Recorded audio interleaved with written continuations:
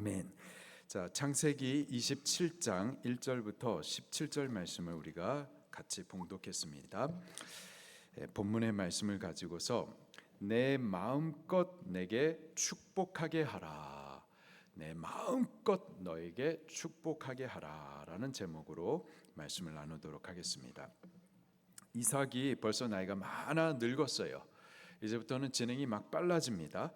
자, 이삭이 벌써 늙었는데 그동안에 있었던 일들을 좀 되새겨 보도록 하겠습니다. 이삭의 아버지 아브라함이 이삭을 위하여서 리브가를 아내로 찾아와서는 이삭이 40세에 리브가와 결혼을 하죠. 아이를 낳지 못했어요. 그래서 20년 동안 기도를 합니다. 그리고 마침내 하나님께서 그 기도에 응답하사 쌍둥이 아들들을 낳게 하십니다.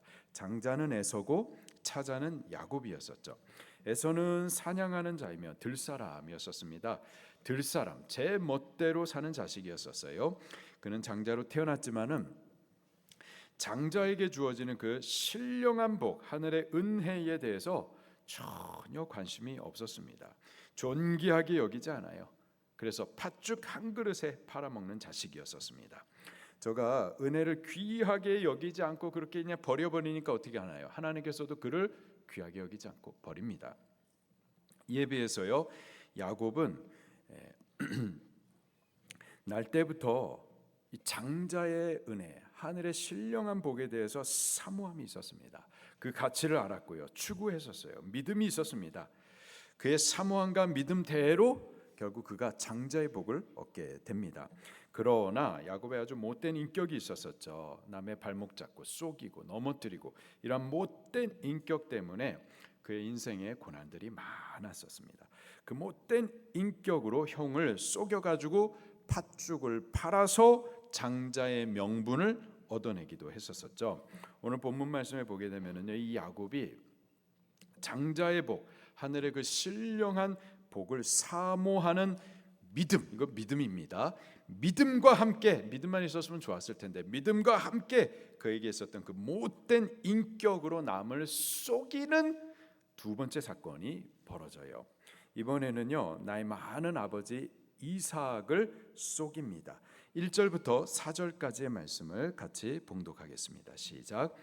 이삭이 나이 많아 눈이 어두워 잘 보지 못하더니 맏아들 에서를 불러 이르되 내 아들아 하매 그가 이르되 내가 여기 있나이다 하니 이삭이 이르되 내가 이제 늙어 어느 날 죽을는지 알지 못하니 그런즉 내 기구 곧 화살통과 활을 가지고 들에 가서 나를 위하여 사냥하여 내가 즐기는 별미를 만들어 내게로 가져와서 먹게 하여 내가 죽기 전에 내 마음껏 내게 축복하게 하라. 아멘. 이삭은 180세까지 삽니다. 본문에서 이삭의 나이를 계산해 보니까 대략 126세였었어요. 어디 주석을 보니까는 137세라고 이렇게 기록을 하고 있는데 왜 137세일까? 저하고 하는진 삼하고 계속해서 성경 여러 구절의 힌트를 찾아가면서 계산을 해보니까 아닌 것 같아요. 아닌 거. 저희가 계산한 게 맞는 것 같아요. 126살. 저희가 계산한 게 맞을 거라고 생각합니다. 왜? 하는진 삼하가 수학 선생님이니까. 틀리면은 맞을 거라고 믿습니다. 하여튼 126살 정도 대략 된 것 같습니다. 그러면 이삭이 쌍둥이를 낳았을 때의 나이가 60세이니까 야곱의 나이는 지금 66세가 됐을 거라고 추정을 합니다. 나이가 늙어가면서 이삭의 몸이 이제 하나씩 쇠약하면서 여기저기 망가지기 시작을 해요. 특별히 시력이 좋지 못했었습니다. 노안으로 거의 실명 상태였었어요. 그리고 자신이 이제 나이가 들면서 임종이 얼마 남지 않았다라고 느끼고는 아직까지 힘이 있을 때, 아직까지 기회가 있었을 때 아들들을 축복해주고 이 언약을 계승해주고자 합니다. 언약의 계승자는 보통은 장자이기 때문에 이삭이 에서를 조용히 불러가지고 장자의 축복 기도를 받도록 준비를 시켜요. 어떻게 준비를 시키는가 보니까는요, 이 에서를 밖으로 나가 사냥하게 합니다. 그리고 사냥한 짐승으로 별미를 만들어서 이삭을 위하여서 먹게 하고 기쁘게 하도록 해요. 먹고 기쁘게 해서 축복기도 하도록 그렇게 준비를 시켰었던 겁니다. 축복기도 받게 하는 그 준비가 뭔가 보니까는 이삭을 위하여서 사냥을 해서 사냥한 그 고기로 별미를 만들어서 먹게 하고 기쁘게 하고 힘껏 축복기도 하게 했었던 거죠. 그래서요, 과거에는 축복 기도를 받을 때에는 먼저 목사님께 물 한 그릇이라도 대접을 하고서 기도를 받도록 했었던 때가 있었습니다. 뭐든지 성경대로 하려고 그렇게 했었던 거죠. 자, 그런데 지금 이삭이 에서로 준비케 했었던 것은 정확한 의미는 대접하는 이거 아니고요. 대접이 아니고 관계인 겁니다. 관계. 축복권자와 축복을 받는 자 사이에 관계가 막혀 있는 동안에는 축복이 흐를 수가 없어요. 두 사람 사이에 관계가 친밀하게 화목하지 않고서는 축복을 할 수도 없고 축복을 빌어도 받을 수가 없는 거죠. 때문에 이삭이 준비를 시켰었던 것은 이삭과 에서 간의 이 관계의 회복, 관계의 친밀함을 위하도록 그렇게 준비를 시켰었던 겁니다. 우리 기도하는 것도 마찬가지예요. 우리가 하나님께 기도할 때에 하나님과의 관계가 막혀 있는 동안에는요, 기도가 열리지 않습니다.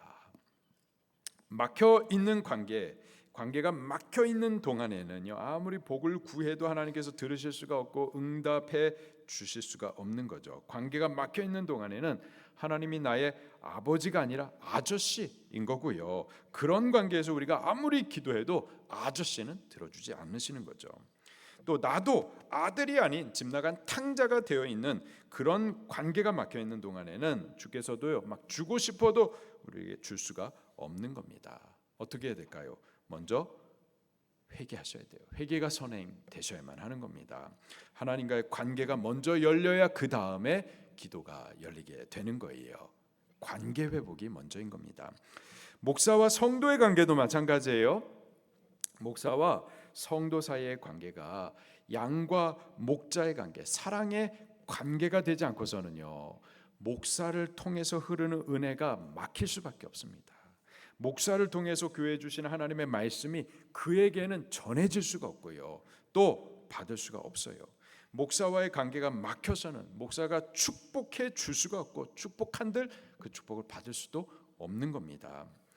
제가 그것을 안수기도 할 때 가끔씩 느낍니다. 가끔씩 제 마음은 막 간절해요. 그래서 기도를 해주는데 이 기도가 안 들어가. 그럴 때가 있어요. 막혔구나. 제가 느낍니다.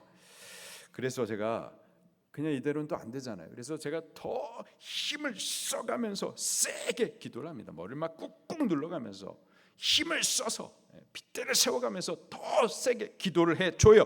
근데 그래도 안 들어가요. 이건 뭐 어쩔 수가 없는 거예요. 이거는 더 이상 제가 어떻게 할 수 있는 게 아닙니다. 그 기도를 받는 분이 먼저 회개를 하셔야 되는 거예요. 그가 믿음으로 마음을 여셔야만 하는 겁니다. 관계가 먼저 열려야 기도도 말씀도 축복도 열리게 되는 거예요. 예배도 마찬가지입니다. 예배도 사랑과 막히면 하나님과 막히게 되어 있어요. 사랑과 막힌 상태에서 하나님께 예배해도 그게 올려지지가 않고 하나님이 받으실 수가 없는 겁니다. 어떻게 해야 될까요? 제물을 제단 앞에다 두고서는 얼른 가서 막혀있는 그 형제와 먼저 화목하셔야만 돼요. 풀어야만 됩니다. 그 후에 예배할 수가 있는 거죠. 지금 이삭이요, 장자인 에서를 축복기도 해주고자 합니다. 이를 위해서 먼저 준비를 시키는데 무엇을 준비시킨 거냐? 서로의 관계가 친밀하게 화목되도록 위하여서 준비를 시킨 겁니다. 그래서 일부러 집에 가축들이 있지만은 일부러 멀리 나가서 사냥하게 하고 사냥한 고기로 주문을 했었던 거예요. 힘쓰고 애쓰고 수고하여서 아버지를 위해서 정성을 쏟게 하는 겁니다. 그리고 이삭이 즐기는 별미를 만들어 가지고 가져오라 그렇게 주문을 해요. 그렇게 이삭을 기쁘게 하면서 그 아들도 아버지를 기쁘게 하면서도 마음이 기쁘게 되도록 그렇게 마음을 향하게 했었던 거죠. 그렇게 정성을 쏟게 하여서 이삭과 에서 간에 축복권자와 축복을 받는 자 간에 관계가 열려서 힘있게 기도하고 복을 받을 수 있도록 그렇게 준비를 시켜 주었었던 거죠. 우리들도 막혀 있었던 모든 것, 막힌 것들이 있으면 먼저 풀어야만 할 줄로 믿습니다. 푸셔야 돼요. 기도할 때에도 풀어야만 하는 거고, 말씀도 풀어야만 들리는 거고요. 복도 먼저 화목하셔야만 하는 겁니다. 우리 다 묶여 있는 것들 푸십시다. 아멘.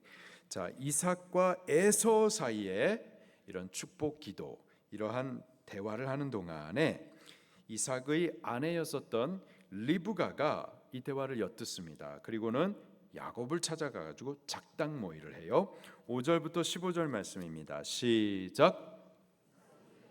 그 아들 에서에게 말할 때 리브가가 들었더니 에서가 사냥하여 오려고 들로 나가매 리브가가 그 아들 야곱에게 말하여 이르되 내 아버지가 내 형 에서에게 말씀하시는 것을 내가 들으니 이르시기를 나를 위하여 사냥하여 가져다가 별미를 만들어 내가 먹게 하여 죽기 전에 여호와 앞에서 내게 축복하게 하라 하셨으니 그런즉 내 아들아 내 말을 따라 내가 내게 명하는 대로 염소 떼에 가서 거기서 좋은 염소 새끼 2마리를 내게로 가져오면 내가 그것으로 내 아버지를 위하여 그가 즐기시는 별미를 만들리니 내가 그것을 내 아버지께 가져다 드려서 그가 죽기 전에 내게 축복하기 위하여 잡수시게 하라.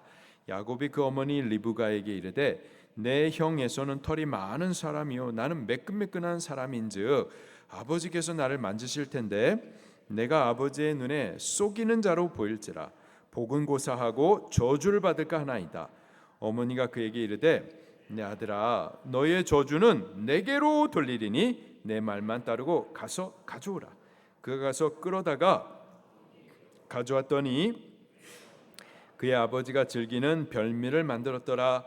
리브가가 집안 자기에게 있는 그의 맏아들 에서의 좋은 의복을 가져다가 그 작은 아들 야곱에게 입히고. 아멘.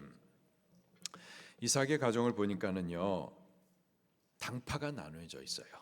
그렇죠? 편이 갈려져 있습니다. 아버지 이삭과 장자 에서가 한 팀이고요. 어머니 리브가와 차자 야곱이 또 다른 한 편이에요. 왜 이렇게 됐는지 25장 27절부터 28절 말씀을 찾아보도록 할게요. 25장 27절 28절 시작.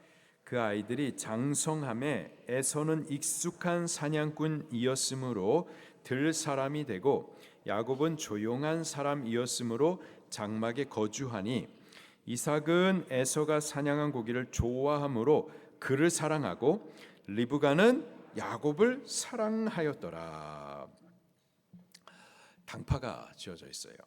아버지 이삭은 아무래도 장자였었던 에서에게 마음이 치우쳐 있었습니다. 그가 장자로서 언약의 계승자라고 생각했기 때문이었었죠. 반면에 어머니 리브가는 제멋대로 집에 나가가지고 돌아다니는 이 에서보다는 장막에 함께 거주하면서 그 엄마 리브가를 잘 도와주는 이 야곱을 더 사랑했었던 겁니다. 그렇게 각각 차별이 있었고 편애가 있었던 거예요. 우리 부모님들이요 정말 조심해야 될 것이 바로 이겁니다. 자식들 간의 차별과 편애해서는 정말 삼가하셔야만 하는 겁니다. 부모가 자녀들 가운데 차별하고 편애하면 어떻게 될까요? 자녀들 간의 불화가 생깁니다. 불안해하고 서로 미워하고 싸우고 또 부모에 대해서도 섭섭해하고 또 분노하게 되는 거예요. 이삭 가정에 이러한 차별과 편애 때문에 가정 안에 당파가 만들어지고 형제들 간에 불화가 생기게 되는 거죠. 야곱 가정에서도요. 이삭의 가정에도 그랬는데 야곱의 가정에서도 차별과 편애가 있었습니다. 야곱이 부인이 몇 명이었었죠? 4명의 아내가 있었어요. 그 중에 야곱이 원래 사랑했었던 아내는 라헬이었었죠. 이 라헬이 처음에 자녀를 못 낳다가 늦지막하게 아들을 낳았었습니다. 그 아들 이름이 요셉이었었어요. 야곱의 마음이요 사랑하는 라헬의 아들이었었던, 느지막하게 낳았었던 이 요셉에게 그냥 마음이 다 빠져들어갑니다. 요셉을 너무 예뻐하는 거예요. 다른 형제보다도 너무 차별하고 편애했었던 거예요. 다른 형제들은 양치는 동안에 요셉은 옆에 끼고서는 때때 옷을 입히고 그렇게 사랑을 했었던 거죠. 어떻게 되나요? 어떻게 될까요? 다른 형들이 요셉을 싫어합니다. 미워해요. 그뿐만이 아니죠. 요셉만 좋아하는 아버지에 대해서도요, 섭섭해하고 분노합니다. 어떤 일이 벌어질까요? 요셉을 아라비아 상인에게 팔아넘겨버립니다. 그렇게 요셉에게 고통을 주고 또 요셉만이 아니라 요셉에게만이 아니라 요셉만 사랑하는 그 아버지에게도 슬픔을 주고자 했었던 거죠. 이러한 저주들이 이러한 편애와 차별로 인하여서 만들어지게 되는 겁니다. 우리 부모님들은요, 절대 자식들 가운데 차별하거나 편애하지 않도록 조심하십시다. 저는 자라면서요, 차별과 편애를 많이 받았어요. 피해자 말고 수혜자로 많이 받았어요. 6남매였었는데요. 제가 넷째였습니다. 중요한 것이 6남매 가운데에서 제가 하나뿐인 독자, 외아들, the only prince였었어요. 귀한 아들이었습니다. 편애를 받던 자식이었었어요. 어떻게 편애를 받았느냐? 저희 어머니께서 도시락을 싸주실 때, 도시락 반찬을 싸주실 때 말이에요, 저희 누님들은 김치 싸주시고 저만 소세지 반찬을 싸주셨어요. 대단한 차별이죠. 대단한 편애입니다. 근데 사실 저는 그 기억이 없어요. 저는 기억이 없는데 저희 누님이 그 얘기를 하고 또 하고 얼마나 속상했었는지 하고 또 하고 그래서 저는 기억이 없지만 그런 줄로 제가 알고 있습니다. 또 저를 위해서 밥상을 따로 챙겨주실 때, 제가 늦게 오거나 하여튼 밥상을 따로 챙겨주실 때 다른 형제들은 계란 후라이 보지도 못해 저한테만 주신 거예요. 대단한 편애. 이건 뭐 반칙이죠. 그러면은 제가 누나들한테는 그런 마음이 없었는데 제 여동생들한테는 미안해가지고 그 계란을 안 먹었었습니다. 근데 지금도 그러세요. 지금도 아들만 예뻐하세요. 보면은 딸들이 아들보다 훨씬 효도도 많이 하는데 딸들은 필요 없어. 아들만 사랑해. 아들만 좋아하셔. 아들이 최고예요. 그래서 제가 형제들 중에 미움을 받거나 뭐 팔리거나 뭐 그랬을까요? 그러지는 않았어요. 정말 감사한 것은 저희 누님들과 또 여동생들이 저를 미워하고 뭐 시기 이런 게 아니라 오히려 저를 예뻐해 주시고 챙겨 주시고 지금도 그래요. 지금도.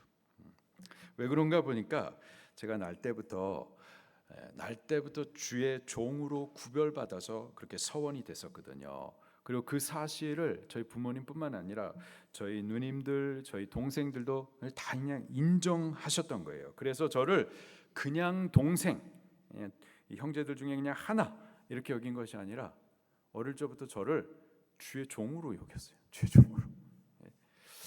부모 사랑의 경쟁자로 그렇게 여긴 것이 아니라 주의 종 그렇게 여겼었던 거예요. 지금도. 그래서 저를 누님들이 다 계시는데 아직도 저한테 목사님이라고 존대를 해요.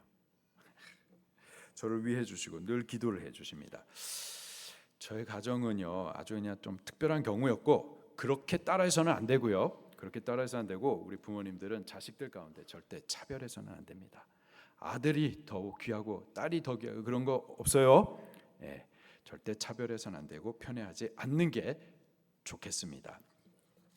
자, 근데 불행하게도 이삭의 가정은 이 차별과 편애가 있었던 거예요. 아버지 이삭과 장자 에서 그리고 어머니 리브가와 차자 야곱 이렇게 당파가 만들어진 거죠. 한 가정인데 두 당파로 이렇게 나뉘어져 있는 겁니다.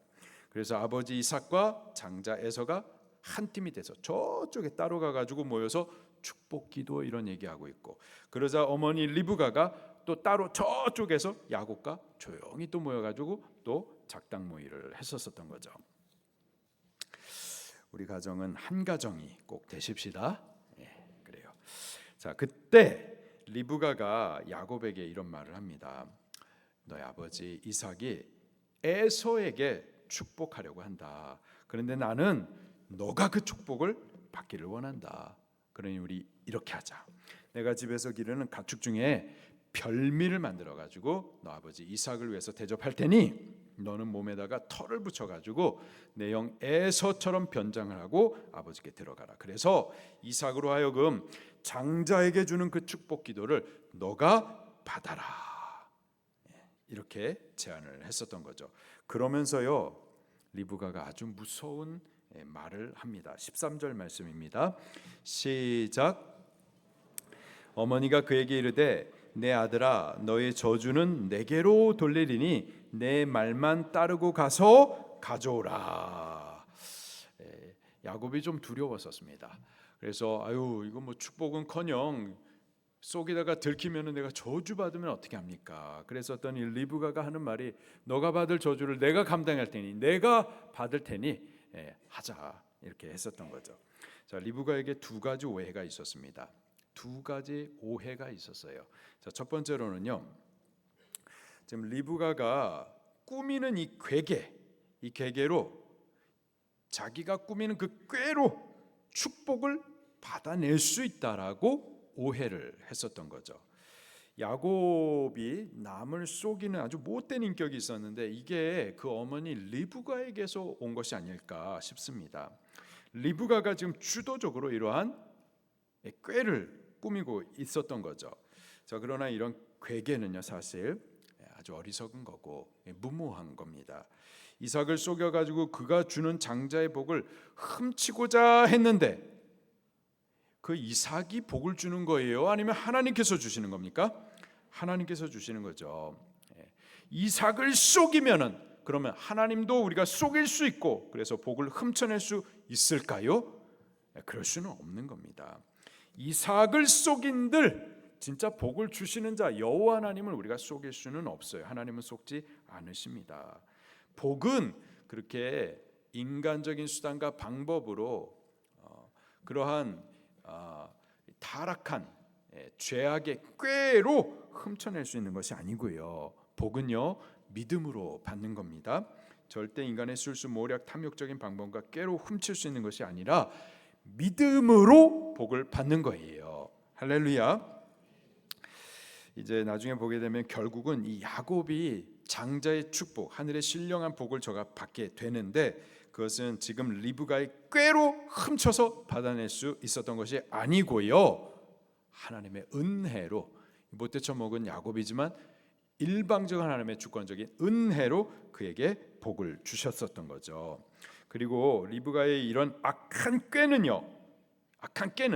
이 꾀로 지금 복을 훔쳐낸 것이 아니고 저가 했었던 이 꾀는 형제들 간의 불화와 갈등만 조장하고 저가 편애하고 차별하여 사랑했었던 그 아들 야곱을 이후로는 다시 보지 못하게 그렇게 멀리 도망하게 되는 슬픈 결과만 만들어내죠. 우리 인간적인 꾀로는 절대 복되지 못합니다. 믿음으로 여셔야 돼요. 믿음.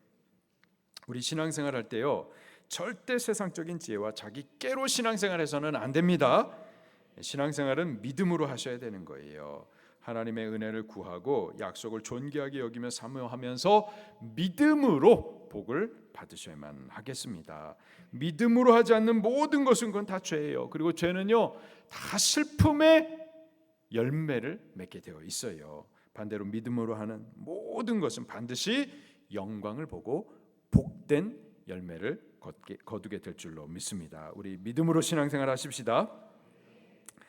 또 다른 한 가지 리브가가 오해하고 있었던 것은요, 지금 이러한 꾀가 잘못되면은 축복은 고사하고 저주를 받게 되면 그때 그 저주를 야곱을 향해서 하는 말이 너가 받을 그 저주를 나에게 돌리라 이렇게 말합니다. 남의 저주를 나에게 돌릴 수 있다라고 오해를 했었던 거죠.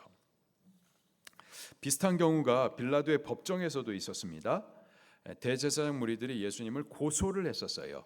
저가 반드시 죽어야 된다고 고소를 했었던 거죠. 그래서 빌라도가 먼저 예수님을 신문을 해요. 저에게서 죄를 찾고자 합니다. 그런데 죄를 찾을 수 있었나요? 3번이나 내가 아무리 죄를 찾으려고 해도 죄를 찾지 못했다고 3번이나 공식적으로 말씀했었습니다. 예수님은 죄가 없으세요. 죄인이 아니세요. 그분은 의인이십니다. 자, 그런데도 불구하고 대제사장 무리에 의해서 선동받은 이 백성들이 계속해서 예수님을 십자가에 못 박으라고, 죽이라고, 저들이 지금 구하는 것을 아무것도 알지 못한 채 선동돼 가지고 그냥 그렇게 막 외쳤었던 겁니다. 그때에 빌라도가 분명히 예수님에게는 죄가 없는데도 불구하고 물을 가져와 가지고 대야에 담아서 손을 씻습니다. 그리고 나서 했었던 말이, 예수의 핏값에 대해서 나는 책임이 없고 너희들이 다 책임을 져라. 예수님의 핏값에 대해서 나는 죄가 없고 이 죄는 너희들이 다 받으라. 이런 말을 했었단 말이에요. 자, 그래서 빌라도가 물로 자기 손을 씻고 나서 피에 대한 책임이 없다 해서 그 피에 대한 책임이 없어지는 건가요? 이 책임을 너희들이 다 받아가라 한다고 그래가지고 그 책임이 저에게 받아져 가는 건가요? 그렇지 않아요. 지금까지도 우리가 사도신경을 외울 때마다 이 빌라도의 이름이 저주스럽게 언급이 됩니다. 그 저주를, 그 피에 대한 책임을, 그 죄에 대한 책임을요, 다른 사람이 져줄 수가 없는 거예요. 모든 사람은 각자 자기 죄에 대한 책임을 자기가 져야만 하고, 자기의 죄를 인하여서 자기가 죽을 수밖에 없는 겁니다. 우리들 중에 아무도 다른 사람의 죄를 내게 돌리고 내가 감당할 수 없어요. 나는 내 죄로 내가 죽는 거고, 저 사람은 자기의 죄로 자기가 죽게 되는 겁니다. 다른 사람의 죄를 우리가 돌리거나 다른 사람이 받아야 될 저주를 내가 받거나 하지 못하는 것이 나 스스로가 죄인이고 내가 저주 아래 있기 때문에 다른 사람의 저주나 죄를 돌릴 수가 없는 겁니다. 오직 다른 사람의 저주를 담당하고 다른 사람의 죄를 담당할 수 있는 한 분이 계시죠. 그분이 누구실까요? 예수님이십니다. 다른 사람의 죄와 저주를 담당하기 위해서는요, 나는 저주가 없어야 되고 나는 죄가 없어야 돼요. 그래야 저 사람의 죄를 내가 담당할 수가 있고 저 사람의 저주를 내가 담당해가지고 내가 저주를 받고 내가 죄로 인해서 심판을 받을 수가 있는 거죠. 누군가가 내가 당신의 죄를, 저주를 담당하여서 대신 죽겠습니다, 절대 그럴 수 없는 것이, 그 사람은 그 사람의 죄와 저주로 죽는 것뿐인 거예요. 내 죄를 담당하기 위해서는 그 사람이 죄가 없어야만 하는 거라고요. 내 저주를 담당하기 위해서는 그 사람이 저주가 없어야만 한다고요. 근데 이 세상 가운데서 아무도 죄 없는 사람이 없고 저주 아래 없는 사람이 없습니다. 모두가 죄인이고 모두가 저주 아래 갇혀 있어요. 그래서 아무도 내 죄를 그리고 내 저주를 감당할 수가 없는데, 오직 한 분 예수님이 우리의 죄와 저주를 담당하시기 위해서 의인이 우리들을 찾아와 주신 겁니다. 그런 죄가 없는데 우리의 죄를 담당하여서, 우리를 대신하여서 죄에 대해서 지불하여 십자가에서 죽어 주신 거고요. 우리가 담당해야 될 저주를 그가 대신 담당함으로 십자가에 달려 주셨던 겁니다. 오직 예수님만이 우리의 저주를 담당하고 우리의 죄를 담당하셨기에 오직 예수님만이 우리의 구주가 되실 수가 있는 겁니다. 우리는 사람을 의지할 수 없어요. 어떤 사람이 나를 아무리 사랑하더라도 나의 죄와 저주를 그가 감당할 수가 없어요. 우리는 오직 예수님으로만 우리의 도피성을 삼을 수가 있고 예수님 안에서만 구원을 찾을 수가 있는 겁니다. 오직 예수님만 구원이세요. 오직 예수님만 믿으셔야만 하겠습니다. 우리는 오직 예수, 오직 믿음으로 예수님 안에서 구원을 받을 수 있기를 예수님 이름으로 축원합니다. 우리 말씀 붙들고 통성으로 기도하시겠습니다.